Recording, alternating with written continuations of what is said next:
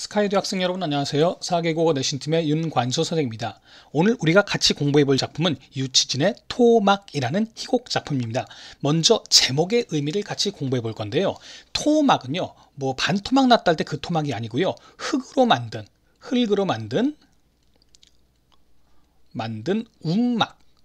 운막집, 오두막집을 의미하는 거죠. 근데 흙으로 만든 운막집에서 산다는 거는 어떤 사람들이 산다는 얘기일까요? 굉장히 가난한 사람들이 산다는 얘기겠죠. 그래서 이 토막이라는 제목은요, 일제치하, 우리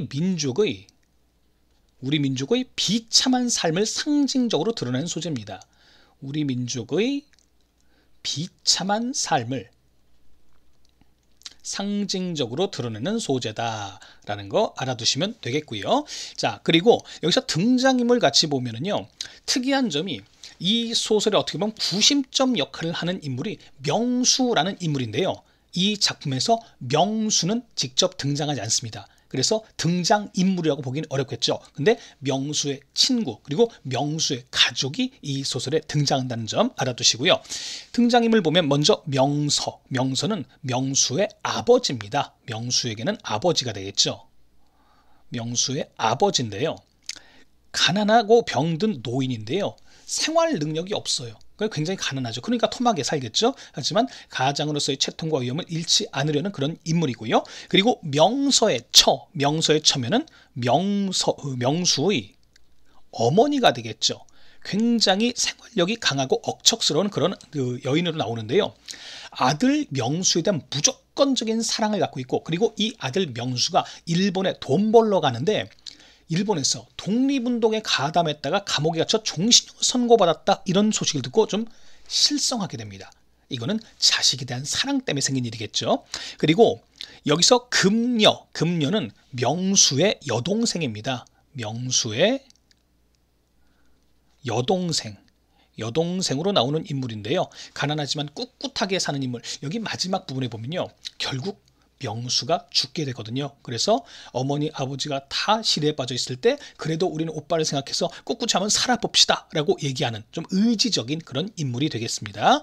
그리고 여기 강경선이라는 사람은 명서 내외의 이웃이에요. 이웃집 사람인데 빚에 쪼들리다가 결국은 마을 사람들에게 빚을 진 상태로 야반도주라고 하죠. 밤사이에 도망가 버린, 이것도 역시 가난 때문에 고통받았던 일제치하 우리 민족의 비참한 삶과 관련이 있다고 볼 수 있겠죠.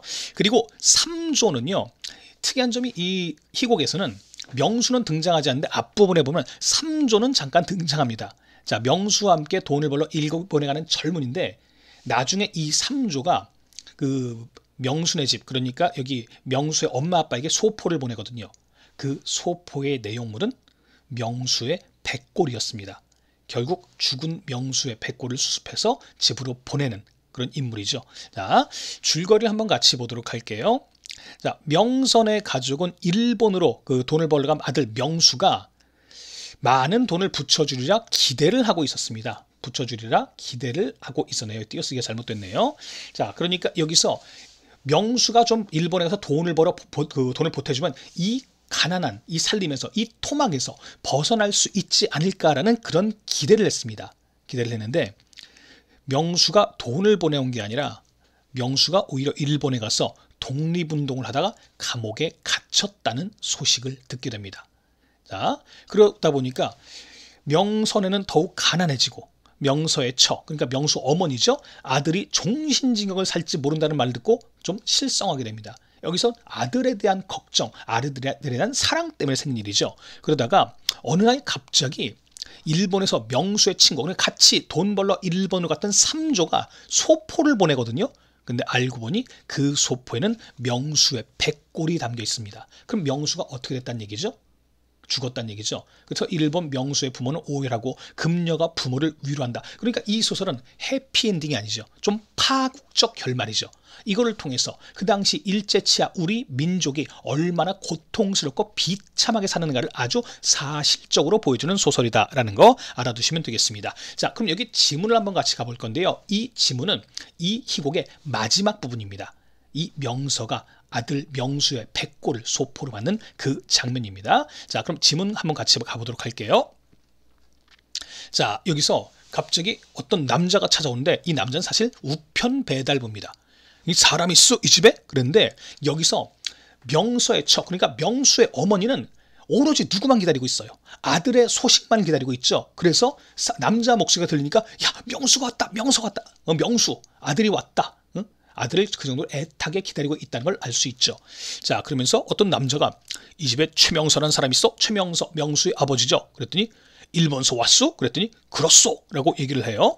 근데 여기서 사리문을 박차듯이 한 남자가 들어오는데 우편 배달부예요. 아니 왜 밖에 문패도 없어? 아니 오두막집이니까 문패가 당연히 없지. 빨리 도장을 내요. 소포를 받았다는 도장을 내요. 그랬더니 명서의 그 처가 야, 너희 오빠 아니지? 왜냐하면은 이 엄마는 아들만 기다리고 있거든요. 그랬더니 금녀가 에이 배달부예요. 명서는 실망한 듯이 왜? 아빠도 사실 명수의 소식을 기다리고 있었던 거죠. 그런데 여기서 이 배달부가요. 요즘에는 뭐 이런 그 서비스에 종사하시는 분들 굉장히 친절한데 여기서는 명선애가 너무 가난하니까 이 배달부마저도 무시를 해요. 그러니까 뭐라고 나 봅시다. 아이 얼른 소포 받아가요. 무식해도 분수가 있지. 빨리 도장을 내요. 굉장히 좀 서비스 정신이 없는 거죠. 응? 가난한 사람이니까 좀 무시하는 거예요. 그랬더니 명서가 내겐 도장 같은 건 없소. 가난하니까 도장을 팔 돈도 없는 거예요. 그랬더니 배달부가 아이 그럼 지장이라도 뭐 손가락이 없지 않을 테니까 지장이라도 찍어요. 이런 얘기죠. 자, 그래서 지장을 찍고서 소포를 받았는데 여기서 명서의 처는 그의 명수가 뭘 보냈구나 라고 했는데 문제는 이 소포의 내용물 보니까 일단 이거는 내 오라비가 아니라 삼조가 누구였죠? 명수와 함께 일본으로 떠났던 친구였죠. 명서의 친구가 보낸 거예요. 그걸 보고서 아니 삼조가 뭘 보냈을까? 입대는 지금까지 한마디 소식도 없던 애가 있는데 이 소포에 써져 있는 글자 이렇게 써 있습니다. 최명수의 백골. 자, 명수가 죽었다는 거죠. 명수가 죽었다는 겁니다. 자, 그랬더니 여기서 명서처가 그럼 신문에 역시 앞장면에서 우연히 일본에서 어떤 신문 여기 일본에서 온 소식이 담긴 신문을 봤는데 그 신문에 그 명수가 독립운동을 하다가 감옥에 갇혔다. 그리고 종신형을 선고받았다라는 그런 소식을 봤는데 명서의 처는 그러니까 명수의 어머니는 아니다. 아니 명수가 어디 한두 명이야? 우리 아들 아니다. 동명이인일 거다. 우리 아들이 갇혔을 리가 없다. 그러다가 갑자기 좀 약간 실성하게 된 거거든요. 근데 사실 그 기사가 사실이었던 거죠. 그럼 이 명수는 독립운동을 하다 감옥에 갇힌 후에 그 감옥에서 옥살을 했단 얘기죠. 자, 그래서 일이 웬일이냐 명수야 네가 왜 이 모양으로 돌아왔느냐라고 얘기하고 있죠. 그러면서 이 명서의 분노가 폭발하죠. 누구에 대한 분노일까요? 여기서 구체적인 대상은 나와 있지 않지만 일단 여기서 명서가 분노하는 대상은 일제에 대한 분노가 되겠죠. 사실 여기에 나오는 가족들이 뭐 게으르거나 그래서 가난한 게 아니에요. 그리고 이 사람들이 나름 열심히 살지만 가난에서 벗어날 수 없는 이유는 일제강점기라는 시대 상황 때문이죠. 근데 그 일제강점기라는 시대 상황은 이 사람들을 가난하게 만든 거에서 그치지 않고 아들 명수의 목숨까지 뺏어가 버렸어요. 그러니까 이 명서는 그 일제에 대한 분노를 이렇게 폭발합니다. 나는 여태까지 개 돼지같이 살아오면서 그래 니들의 복종하면서 한마디 불평도 입 밖에 내지 않고 꾸벅꾸벅 일만 해준 사람이야. 무엇 때문에 내 자식을 이 지경 만들어 보냈느냐. 자, 결국 자신의 아들의 목숨까지 뺏어갔던 일제에 대한 강한 분노를 보이고 있죠. 이 육시를 난 놈. 육시라는 거는 이제 그 사람 시체를 좀 분해버리는 거. 자, 그러니까 분노겠죠. 이 나쁜 놈들. 그러면서 금녀는 아버지 하면서 붙들어요. 놓아라. 명수는 어디로 갔니? 명수는 죽었죠. 이 기울어짐은 누구에 맡겨두고 이놈은 어디 간 거야? 라고 얘기하고 있어요. 그러면서 여기서 명서의 분노가 극에 달한 장면입니다. 이놈들아 왜 뼈다구만 내게 맡기느냐. 내 자식 죽인 놈이 이걸 마저 처치해라 라고 얘기하고 있죠. 아들을 죽인 일제에 대한 강한 분노를 이렇게 표현했습니다. 근데 여기서 명서의 처가요 좀 이상한 행동을 합니다. 왜냐하면 아들에 대한 걱정, 아들에 대한 그리움 때문에 좀 정신이 이상해졌거든요. 그래서 이렇게 얘기를 해요. 명수야 내 자식아, 이 토막에서 자란 너는 백골이나마 우리를 찾아왔다. 인제 너를 기다려 애 태울 것도 없고 동지 섣달 기나긴 밤을 울어 세우잖아. 좋다. 명수야 이제는 내 품 안에 이 돌아왔다. 자, 이거는 사실 좀 반석 표현이죠. 와서 기쁜 게 아니라 죽었잖아요. 그리고 또 명수 어머니가 약간 좀 실성한 상태구나라는 걸 알 수 있죠. 아들에 대한 그리움 때문에. 자, 명서는 보기 싫다. 응? 도로 가져와라. 근데 금녀가 여기서 금녀만은 조금 좀 의지적 태도를 보이고 있어요. 아버지, 서러워 마세요. 이대로 꾹 참고 살아가세요. 우리는 오빠는 우리를 저버리지 않을 거예요. 혼이라도 살아있어 우리를 돌봐줄 거예요. 그때까지 꾹 참고 살아가요. 예, 아버지. 그러니까 이 금녀는 이 소설 인물 중에 좀 그나마 좀 의지적인 인물이죠. 오빠는 죽었지만 죽은 혼이라면 우리를 보살펴 줄 거예요. 꿋꿋이 우리 한번 살아봐요. 라고 얘기하는데 그 명서가 여기서 그래 알았다가 아니라 뭐죠? 아, 보기 싫다. 도로 가져가라. 라고 얘기하고 있죠. 극도의 절망감. 그래서 그 소설은 희망적인 결말이 아니라 좀 파국적인 결말, 비극적인 결말로 마무리되고 있습니다. 이 와중에 금녀의 어머니는 백골을 안치해놓고 뭐라고 중얼거리는 합장. 이게 손 모아서 하는 뭐 기도죠. 뭐 아들이 뭐 극락에길 바라는 뭐 그런 거죠. 그리고 바람소리. 여기서 이 바람소리는 자연적 배경인데요. 여기서 명서의 가족, 그리고 명수의 비극적 죽음, 이런 비극적 상황을 강조하는 역할을 하는 자연물이라는 거 알아두도록 하시고요. 자, 보다시피 일제치하 우리나라 우리 민족이 얼마나 비참하게 살았는지를 잘 보여주는 소설이라는 거 알아두시고요. 자, 그럼 여기서 핵심 정리 한번 들어가 보도록 할게요. 자, 일단 이 갈래는 희곡이고요. 사회 문제극, 비극으로 끝났죠. 장막극, 1막, 1장, 2장, 1막, 2막 이렇게 나눠져 있고요. 그리고 현실 고발적, 비판적, 사실적이죠. 배경은 20년대 우리나라 농촌을 배경으로 하고 있다는 거. 그리고 주제는 일제악란한 수탈 속에서 황폐가 된 한국 우리나라의 참담한 현실을 드러내고 있다는 거 알아두시고요.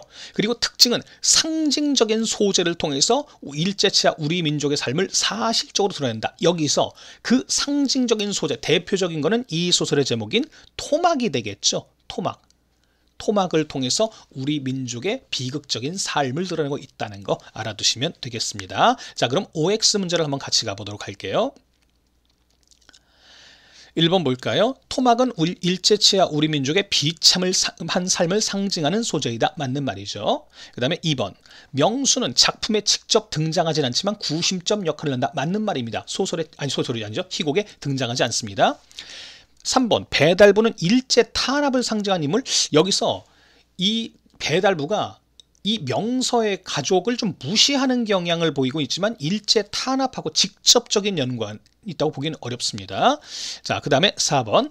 명서의 철은 아들에 대한 극진한 사랑 때문에 정신 이상에 이르게 되었다. 맞는 말이고요. 그리고 금녀는 명수의 죽음이라는 비극적 상황에서 삶에 대한 의지를 잃지 않고 있다. 우리 꿋꿋이 살아가요. 참고 견뎌요. 꾹 참고 살아가세요. 라고 얘기하는 부분을 통해 알 수가 있죠. 맞습니다. 자, 오늘은 여기까지 하겠습니다. 수고 많으셨습니다.